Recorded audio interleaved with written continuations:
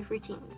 I'm Bia, and for those of you who don't know, Cardiac Radio for Teens is a place where teens can come together with other teens to learn about Spiritist teachings and topics in a way that relates more to us and is more understandable to us living in today's society.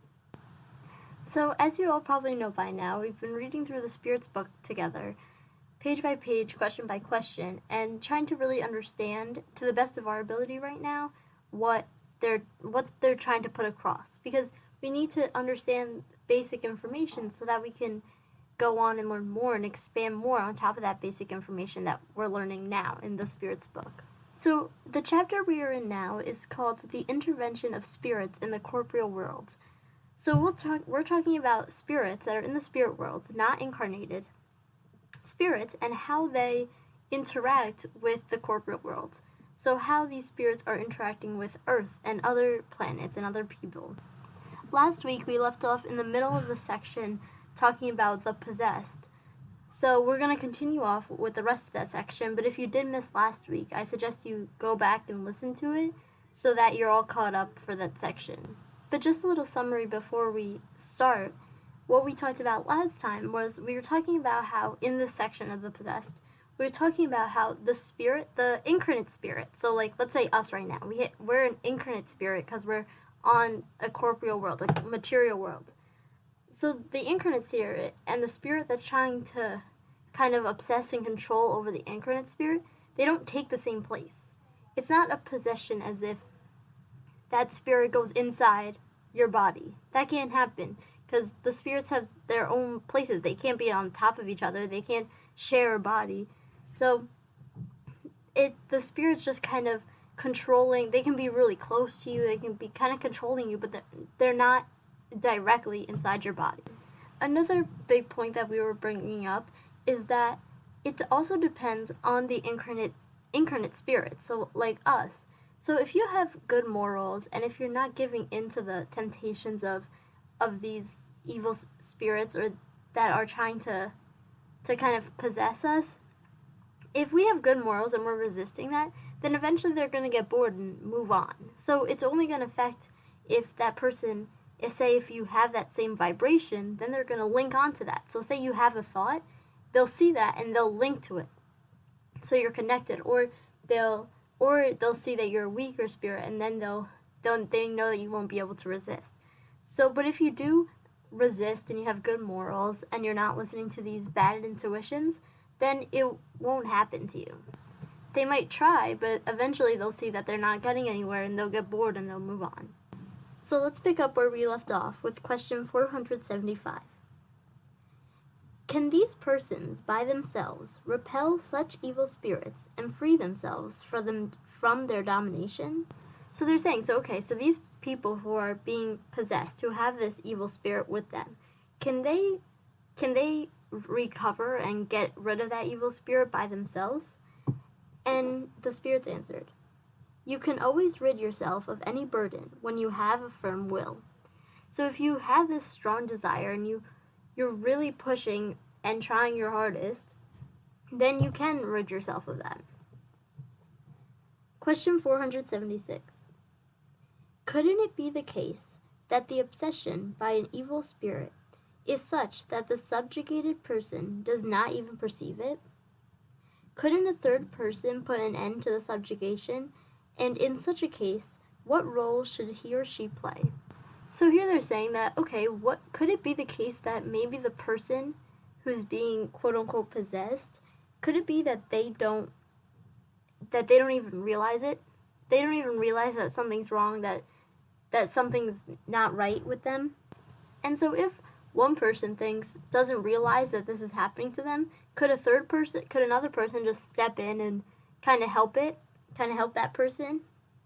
And the spirits answered, if the individual is morally upright, his or her willpower may help by appealing to the cooperation of good spirits, because the more moral a person is, the more powerful that person has regarding imperfect spirits in order to repel them, and regarding good ones in order to attract them. So here they're saying, so if this person that's stepping in from the outside, they're not really related to the situation, but they're stepping in from the outside to help. if they have good morals, then they'll be able to attract, maybe they won't be able to directly help, but they'll be able to attract good spirits who can come and help. Nevertheless, this third person will be completely powerless if the one who is subjugated does not cooperate. After all, there are persons who take delight in a dependence that satisfies their tastes and desires. In all cases, however, those who do not have a pure heart cannot have any influence whatsoever. Good spirits ignore them, and evil ones do not fear them. So what they're saying here is that, so we talked about how it has to be, they have to have good moral standing so that they can attract good spirits. But if that person who's being obsessed, if they have no will, if they're like, oh, it's fine, they don't see the problem, and they're not trying to get out of it either, if they're not looking for help, then whatever that person does, it might be pointless, because even though they're trying to help, that person is still letting it happen. But also it says, no matter what case, if it's not a good person trying to help, they won't have any influence, because if they're not good, the good spirits are going to ignore them. The good spirits aren't going to pay attention to them. And the evil spirits aren't really going to care about them. They're not going to be threatened. They're not going to think that that person has a higher power. So they're just going to keep doing whatever they want. They're not really going to listen to another spirit who doesn't have a pure heart. Question 477. Are exorcism formulas at all effective against evil spirits? And the spirit said, no. When these spirits see anyone who takes such formulas seriously, they laugh and persevere. So they're saying, so exorcism, sometimes we see this like in movies, how they're trying to get this evil spirit out of the body. And first of all, as we know, the evil spirit's not in the body. They're just directly influencing and kind of very closely attached, but not in the body. But so a lot of times we see this in the movies of trying to just get that evil spirit out of the body. But so they're saying, is this actually effective at all? These things that people try to do this? And the spirit said no, because when that spirit sees it, they just kind of laugh, and they're just going to keep doing it because they think it's funny that people are trying to get them out and are doing silly things. Question 478. There are persons animated by good intentions, but who are obsessed nevertheless. What are the best means for them to free themselves from obsessing spirits? So there's people that they have good intentions, they're trying, they're not perfect, but they're trying, but they're still obsessed. So what's the best means for them to get out of this? And the spirits answered, tire their patience, pay no attention to their suggestions, and show them that they are wasting their time. Then, when they see they can do nothing, they will withdraw. So kind of like we were saying before, if the person has good morals and is repelling this obsessor, this evil spirit, then they're going to get bored that nothing's happening and they're going to move on. So kind of the same thing. So kind of keep testing their patience and don't pay any attention to their suggestions. When you hear their suggestions, be like, oh, that's a bad idea, and push it aside. And eventually they'll see that they're wasting their time, they'll get bored, and they'll kind of just leave. Question 479. Is prayer an effective means for curing obsession? So, is praying helpful? And the spirits answered, prayer is a powerful aid in everything, but you must realize that it is insufficient to simply mutter a few words to attain what you desire. God helps those who act, not those who limit themselves merely to asking. Therefore, obsessed persons must do their part in order to destroy in themselves the cause that attracts evil spirits. So, prayer is very powerful, and it will help in everything, but you can't just be saying, oh, please help me, please get rid of this evil spirit, amen. You can't just say something simple like that. You have to be trying. You have to put action to those words. You have to be asking God to help you, and you also have to be actively seeking to fix yourself. So obviously, like we were talking about before, these evil spirits, they may be connected to an evil thought we had or an evil desire. So if we try and work on that and fix that, then they won't have anything to be directly connected with. So we have to be actively trying to help ourselves along, and then praying will help that. Asking God for help will help us to help ourselves. But we do need to do our part first. We can't just say, "Oh God, please help me," and He'll fix everything. Question 480. What should be thought about the expulsion of demons spoken of in the Gospel? So, talking about the expulsion, so in the Gospel, when they talked about the expulsion of demons, what should we think of this? The Spirits answered, "That depends on the interpretation. If you mean by demon an evil spirit who subjugates an individual when its influence is destroyed, it will truly be expelled." So here they're saying, so it depends on what you're considering a demon. So if you're talking about an evil spirit, then once their influence is destroyed, then they will be expelled. Then they continue. If you attribute an illness to a demon, when you have cured the sickness, you will also have expelled the demon. So maybe if you say this demon is connected to an illness that you're having, once you recover from this illness, once you're better, then also this demon will be expelled. It'll go away because that illness is also went away. Then it continues. A thing may be true or false according to the meaning given to the words. The greatest truths may seem absurd when only the form is observed, and when an allegory is taken for reality. Understand this well and try to remember it because it is of universal application. So what they're saying here is that sometimes when we just look at what the words are actually saying, that we're just taking the literal meaning of it, and that's not exactly what the point is. And it might seem kind of crazy and absurd when it's just the literal meaning of it. But we need to think a little bit outside of the box and apply that to real life, and like we did, like find definitions for different words and see what it could mean. And they're saying that this goes with kind of everything. This is a universal application to not only take things literally, but make sense of them and see what they could actually mean. So now we're on to the next part in this chapter, and it's called convulsionaries.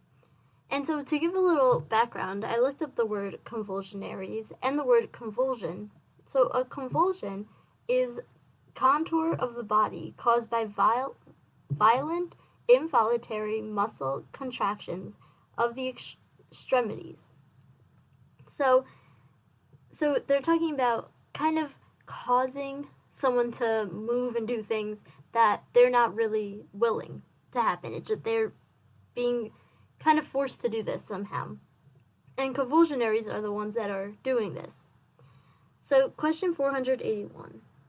Do spirits play any role in the phenomena produced among individuals called convulsionaries?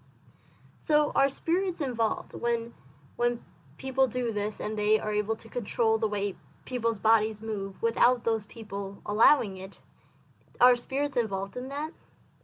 And the spirit said, yes, a very large one, as does magnetism, its primary source. But charlatanism has frequently exploited and exaggerated the phenomena, thereby making them appear to be ridiculous. So they're saying here that yes, spirits play a big role in this phenomena, and so does magnetism. And then they're also going to say that charlatanism also exploits and exaggerates the phenomena, so then it just seems kind of ridiculous. And so when you look up charlatanism, a charlant is a person who pretends or claims to have more knowledge than they actually do. So they're talking about, so when people pretend they know a lot, they tend to exaggerate and exploit this phenomenon. So it might make it seem a little bit ridiculous, but basically it does have a lot to do with spirits. Question 482. How can the abnormal state of convulsionaries and hysterical persons suddenly extend to an entire population? And the spirits answered, by sympathetic effect. mental dispositions are communications more easily in certain cases. You are not such a stranger to the effects of magnetism that you cannot understand this fact, and the role certain spirits play in it through their sympathies with those who cause it. And then there's a footnote, and it says, the spirits are referring to Kardec's extensive study of magnetism, to which he dedicates himself before Spiritism. So when they're saying that you are not such a stranger to the effects of magnetism, they're talking about Kardec. They're saying, Kardec, like, you know the effects of magnetism, you studied it, so you can most likely understand this fact. So that's what they're saying to Kardec. So they're saying, you know magnetism, you can probably understand this. And that the role of spirits definitely they definitely have a big role in this. And then Allan Kardec puts his own comment in, and he says, among the remarkable faculties noted in convulsionaries, we easily recognize some of which somnambulism and mesmerism often offer numerous examples. Such are, among others, physical insensitive, mind reading, empathetic transmission of pain, etc. Thus, it cannot be doubted that such individuals in crisis are in a type of awakened somnambulistic state, caused by the influence they exert on one another. They are both magnetizers and magnetized at the same time without even realizing it. So they're saying that, so they're talking about how this is sort of like a somnambulistic state, like we were talking about before, about how the spirit is kind of a little distant from the body. And they're saying that, so they're both magnetizers and being magnetized at the same time, and they're not even realizing it. Question 483. What is the cause of the physical insensitivity displayed both among certain convulsionaries and among other individuals submitted to the most atrocious tortures? So they're saying, so physical insensitivity, so they're not really feeling anything. It's like if you put your hand over a fire, you can't feel that your hand's burning. So what's the cause of this with convulsionaries and other people who are in doing these tortures and they can't even feel it, going through these tortures and they can't feel it? And the spirit said, among some, it is an exclusive magnetic effect, acting on the nerve system in the same manner as certain substances. So it's like the magnetic effect is going on their nervous system, so their nerves aren't working properly. Among others, the exhaustion of thought deadens sensitivity because life seemed to have withdrawn from the body in order to be transferred to the spirit. So also they're saying that your thought kind of goes away from this actual physical body, so you're not thinking about that sensitivity. Don't you know that when the spirit is intensely concerned with something, the body does not feel, hear, or see? So when the spirit is really concerned about something, the body isn't feeling or hearing or seeing anything. It's all the spirit. So the spirit isn't feeling the physical pain, because as we know, the body is just a corporeal body. It's just, for now, it's not the spirit's actual body.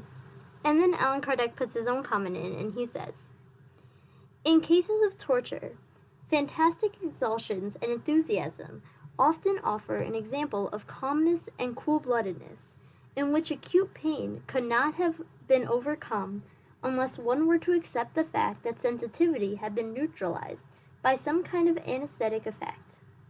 We know that, frequently, in the heat of combat, a grave wound is often not felt at all, whereas under normal circumstances, an ordinary scratch causes tears. So here they're saying that a lot of times when this is happening, this physical insensitivity, there's a lot of calmness and cool-bloodedness, let's say, so they're not really thinking about the pain so that it doesn't happen. Like, say, like, they have a lot of stuff on their mind, or they're thinking about something else and they're not concentrated on that. And they relate it to, let's say, like, in the heat of combat, at war or something, oftentimes the wound, it's a very big wound, and you don't feel it at all at first, because you're so caught up in so many other things. But sometimes when you're not caught up on anything, a little cut may make you cry. So it really depends on what's happening around you and if it's normal circumstances or if there's something else going on. And then Allan Kardec continues. Since these phenomena depend on a physical cause and the action of certain spirits, one may ask how, in some cases, it rests on civil authority to put them to a stop. The reason is simple. The action of spirits here is secondary. They do nothing more than take advantage of a natural disposition.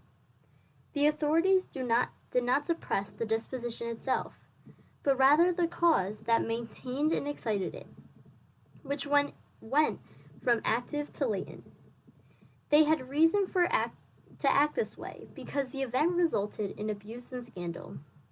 We know, furthermore, that such intervention is powerless when the action of a spirit is direct and spontaneous. So here they're saying that sometimes civil authorities, so like people, step in to stop this. So this works because it's not just the spirit, it's that the people are creating this connection with spirits. So they're kind of controlling the people side of it, the incarnate spirit side of it. So that's how they can control it, because it's not just the spirit, because like we said, if you have good morals and you're kind of pushing these negative thoughts out, it won't be affecting you, because they'll eventually get bored and move on.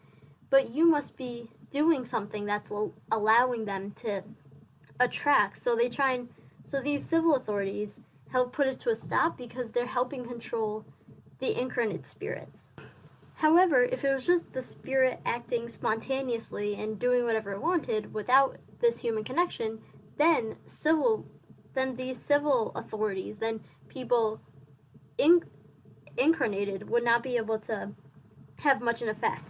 So that's the end of that section, and we'll end off a few minutes early this week so you all can enjoy your Halloween. But before we leave off, I would like to read our message for today's date, October 31st, Halloween. This one's titled, Our Senses. Nothing we use or hear or touch can be expressed in words that equal what we are given by the senses. Words are the way we connect with others. They are very powerful things. But they can't fully communicate what we've experienced every day just by being in the world.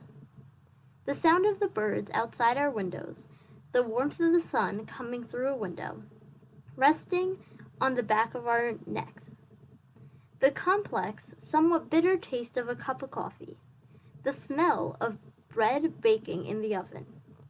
We can describe these things to others, but they will only know them through their own sensory experience. Our senses bring us the world in an intense personal way. My senses are powerful. I will take time today to see, hear, touch, taste, and smell my world. So I hope you all have a very happy and safe Halloween. And if you have any questions, comments, concerns, anything you want to talk about, feel free to email me at cardiacradio4teens@gmail.com, and I'll get back to you right away. I'm Bia, and this is Cardiac Radio for Teens. Thank you all for listening. This has been Cardiac Radio for Teens. Thank you all for listening.